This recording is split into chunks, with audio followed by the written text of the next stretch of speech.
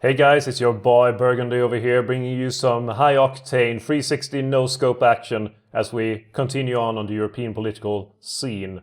We are watching the destruction of our friend and ally Bavaria, who decided to go into an extremely stupid conflict against Bohemia and Salzburg, which they will lose. So, once again, as I said the last episode, I'm saying it again, they have no one to blame but themselves.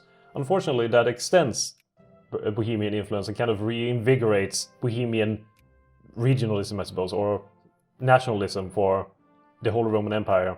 And I didn't even notice, but Pomerania was free last episode, at least parts of last episode, and now they have been reabsorbed into Scandinavia. Didn't really notice what happened there. It's a lot of things that happen in Europe that is not really... It would make sense to have more events of them, that you get a pop-up saying, you know, sir, I don't know if you've noticed, but France just ate Occitania, and you didn't even notice. Or, for example, we got an event that Pomerania got free or something, or somehow I noticed it. I did not get any event for when they were reabsorbed into the Scandinavian Empire, and that would be pretty important. That would be something to value, something to really make sure that, hey, Lord, I'm sure you heard, but really I just want to make sure that you do know that Pomerania has been reabsorbed into the Scandinavian Empire. It's valuable information. Very valuable information. Anyway, I'm quite pleased with Aragon, Italy, despite them splitting off the northern part to make their own country.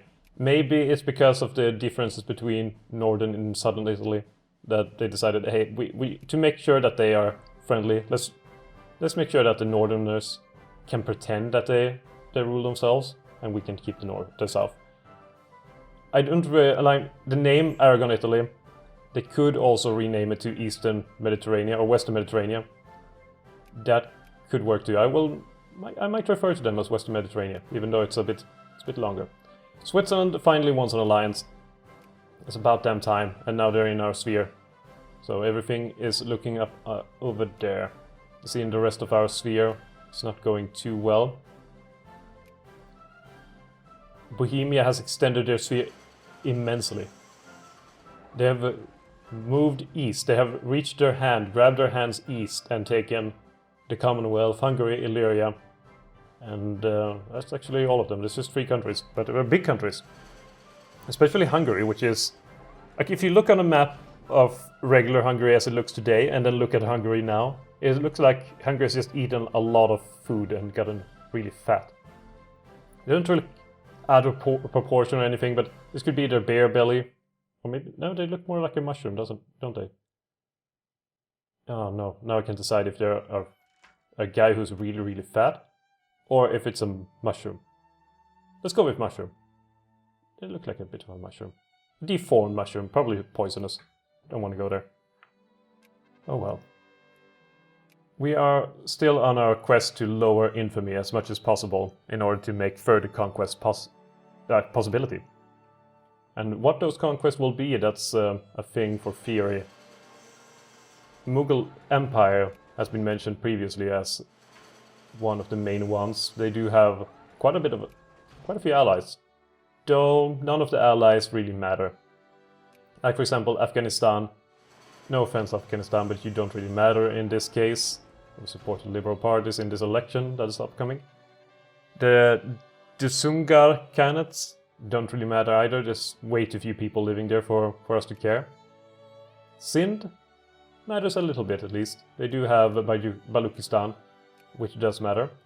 Tibet does not matter in our situation. Way too few people live there, and they don't pose a threat at all to our power.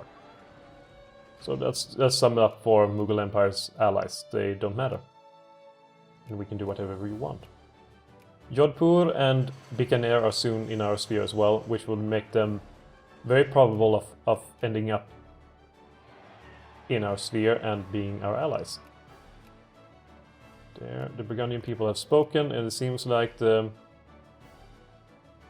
we have conservative parties again. Oh god, I like Bikaner's flag. That's pretty interesting. Okay, Aztlan wants to have help in their what am I talking about? With against the liberation of Colombia and Mexico. We could do that. How strong is Gran Colombia? Not very strong. How strong is Aztlan? Not very strong either. Is their fleet any strong? Somewhat. Though they don't have the military tech for it, or army tech. Navy tech, I mean. They do have the help of pretty much everyone. Yeah, pretty much North America against Aztlan. And Plantagenia. So who's the strongest between them? Plantagenia, weak. Belgian Confederacy, our sons or cousins or whatever. They're fairly strong. We have no choice but to go into war against them, but it's not like we can do a lot. We can give money to them, absolutely. Let's give money to them. War subsidies to Aztlan, war subsidies to Plantagenia. We can definitely do that much, so they can pay for their forces and maybe recruit some more. But transferring over men to fight in that war, not really a possibility. I think their combined fleet would crap on us too much. Now we at least have bolt-action rifles. We should go for iron railroad, since that will increase our production efficiency fairly well. We can increase our opinion of, or East Frisian opinion of us, which will help us in the long run, and just the whole influence game, we're playing that fairly decently at this point. We only have, didn't I just get 50 from that event? Or maybe it hasn't been accounted for yet. That could be a thing. Switzerland is in our sphere. So where are the people, or the enemies? Well, we are doing things in Bavaria. So what happened in Bavaria from that war? It seems they got to keep. They got to keep Salzburg, but Tyrol ended up in the hands of the Danubian Confederation. That's the first expansion of the Danubian Confederation since they ended up being a thing, which is a bit frightening. Quite a bit frightening. The people are campaigning for minority rights. So let's give the people what they want so they will stop bugging us. They're protected in minorities, and some say that campaigning and protesting for things won't make a difference. Here it made a difference. I passed it. I passed what I wanted. I made the reforms that the people wanted so they wouldn't rebel against me. Because rebels, I don't really want to deal with them right now. We don't really have any rebels at all at the moment. No rebels in the entire country. Everyone is so satisfied with our progress. I'm quite happy about that. It's only 1863. And somehow the game, it feels like we've been doing a lot of things in this game. We have done quite a bit. We've been through many interesting wars and things like that. The time has not moved forward very much, which is a good thing, I guess. I guess so. We can even speed it up, because now we are still waiting for the infamy to go down. Which is the only problem with Victoria 2. When the infamy is really high and you are in sort of a development stage, there's not really a lot of input that you can give to it. Right now we are mainly... Oh, well, I guess... Okay, well, I have an idea. And bear with me here. We will send aid. We will say aid up north, or to the west. We'll bring this army, the 10th Army under Leopold de Stassart. He will be boarding the Escadre de Flandre and head for Aztlan. It's one army. That's all we can spare. One army, and perhaps they can make a difference, perhaps they cannot. That's our expeditionary force to America. Our expeditionary force. They are under heavy siege at the moment, and this won't really matter too much at all at this point. But we might as well. It's not like we have a lot of other things to do. Not a lot at all. In Plantagenia, yeah, they got those territories. Scandinavia, and we only have Jamaica. Or Eindrachtland. And St. John and Curacao. So where's our fleets? It's on its way. At this point, when it reaches, it will probably be too late. Should have been sending them immediately. Definitely should have. But we can wipe out some of the enemy forces. Like the ones to the south here. Ones to the south, that could be done. And maybe help out against some of their fleets. The Grand Colombian fleet over here is one that will pester our allies a bit too much. I would advise against landing over here in Tampico. So we will probably land in Veracruz instead. Unless... oh, they won't reach there. And then we can head down, take out this army over here in Minatitlan. And then head around and try to annihilate the smaller forces that they have. Vinland is an imposing enemy. Erik de Metza. Doesn't sound very Vinlandic or Scandinavian. Alliance from Novgorod? No. It's a bit like when you sell insurance, you don't want to sell it to people who are too high of a risk of ending up in an accident or getting certain diseases. Or certain type of insurance at least. And that's kind of what with our alliance, that's an insurance to the people we are allying. So we don't want to give it to just anyone. They will, or they might cash in on it when they least expect it. That would be pretty bad. The main goal here is to take Mexico City. So we will do so. I hope when or if Aztlan retakes Mexico City, that is renamed into Tenochtitlan. That's a nice reference to the other series that is ongoing at the moment. That would make sense considering these are Nahuatl or Nahua. So this army, Leopold de Stassart, it's all up to you.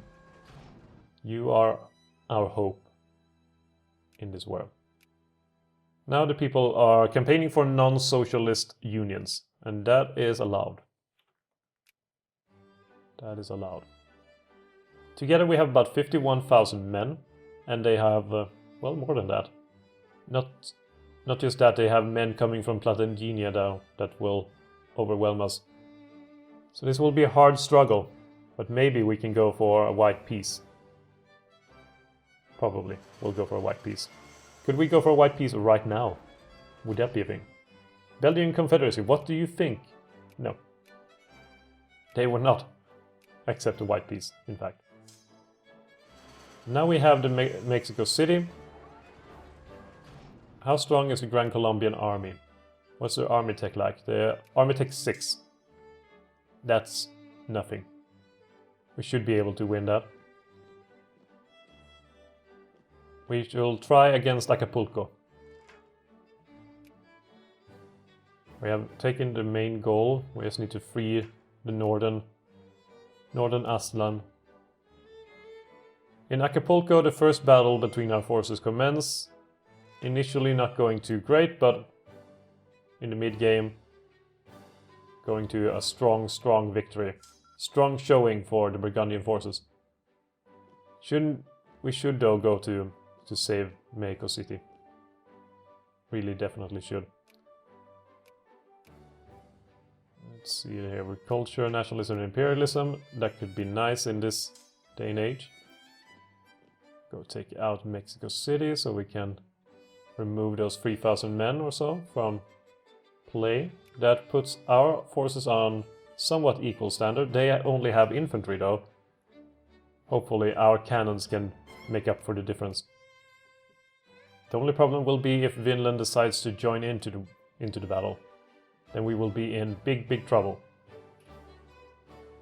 But right now the battle is going excellent. With strong victory from Burgundy. That has put a dent to the Grand Colombian forces, but we are being attacked now by the Vinlandic forces. Maybe Aztlan will be smart enough to help us out. Maybe. Most likely they will not. Maybe. How will we do against the Burgundian or the Vinlandic forces, however? That is a bigger question, and right now it's not going too well at all. Come on. Turn it around, please. No, this is a loss. not entirely unexpected. Our forces have been through a few battles before that one. They had a stronger force, they have a fairly modern force, and probably a fairly advanced force as well. You can take a look. Their army tech is 10, our army tech is 16, so you'd think that it would make a difference, but maybe if we had brought more men. We will call back our forces. It was an even fight when it came to losses, but we can't really do even fights when it comes to losses. We can't afford that. So maybe whenever they are feeling ready to go for peace, I'm up for it. So right there. Belgian Confederacy agreed to a white peace. Very, very gentle of them. The Nubian Confederation, we can increase opinion over them. So if we can put them under our sphere, then maybe all of this German nationalism could be worth it in the end. We'll see though. We'll see. And now this poor battered force can be returned to Europe after their American adventure. But at least I'm pleased that we helped them out. We did our best. Sort of. We did something, at least. We did something to help our friends. And that's nothing to sneeze at. And we didn't even have to pay much infamy for it too. The only infamy that we lost was due to the peace modifier being lower since we were at war. So we lost some infamy from that, technically speaking, but not too much. Not too much. Send some to our neighbors for some extra prestige. Our force is only the second strongest in the world. Not a big fan of that. Who is the strongest? Or Scandinavia? That's not very good. So what is the cause for that? Is there older ships? Is that the reason for the strength? And how are they losing against Tondo? Where the hell is Tondo? Tondo.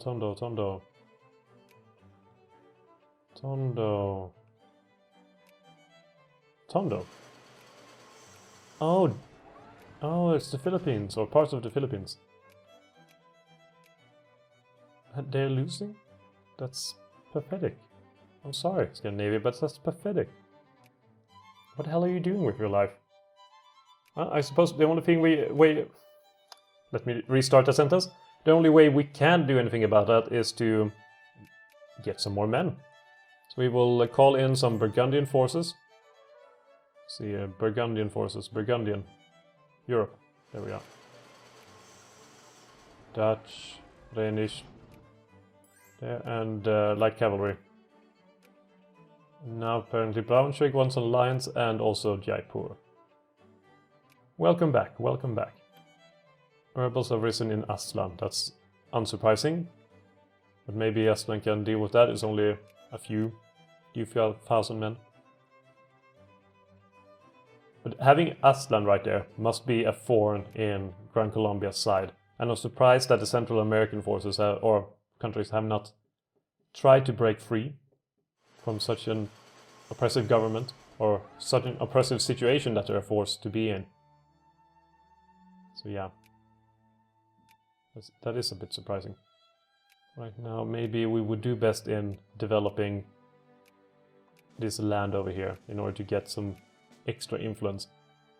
We are the ones with the most investment now, but Japan, I've noticed the Japanese AI in almost every game that I played, mod notwithstanding, they always invest in various countries, and they always the ones that invest the most.